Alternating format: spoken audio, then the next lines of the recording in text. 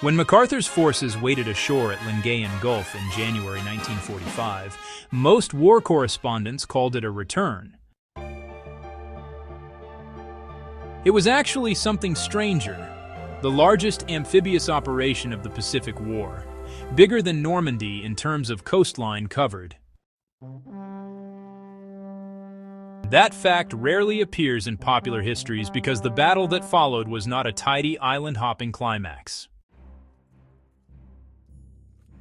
The Japanese commander, General Tomoyuki Yamashita, had no intention of defending the beaches.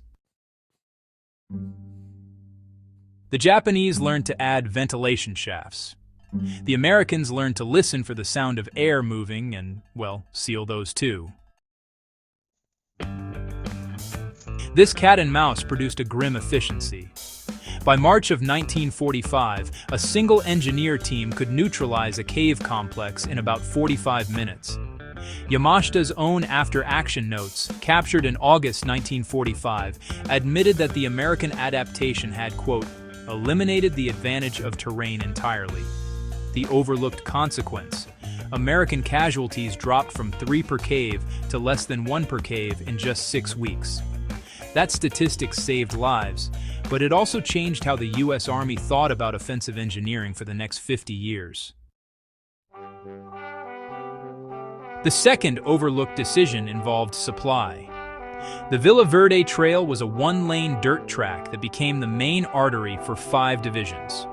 Every gallon of gas, every bullet, every plasma transfusion had to travel that road under World War II Japanese mortar fire.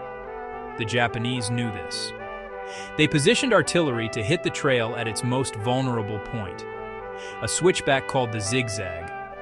For 3 weeks, they dropped shells on that curve every 90 minutes. The Americans lost 142 trucks.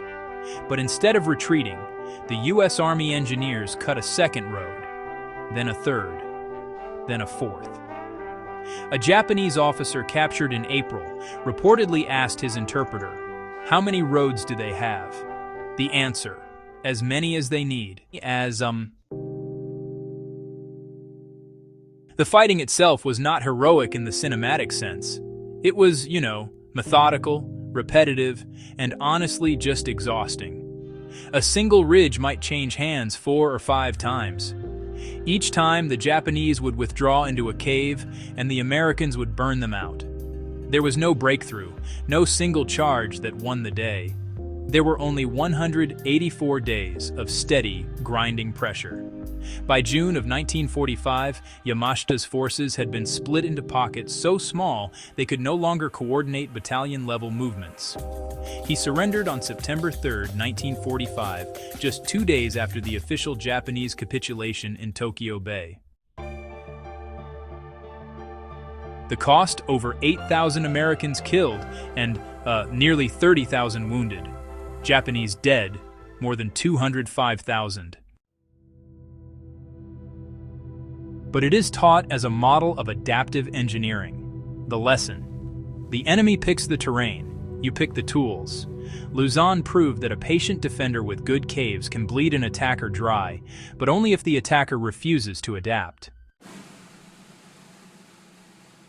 The Americans adapted. They did not win by being braver. They won by being better at solving small, ugly problems faster than the other side.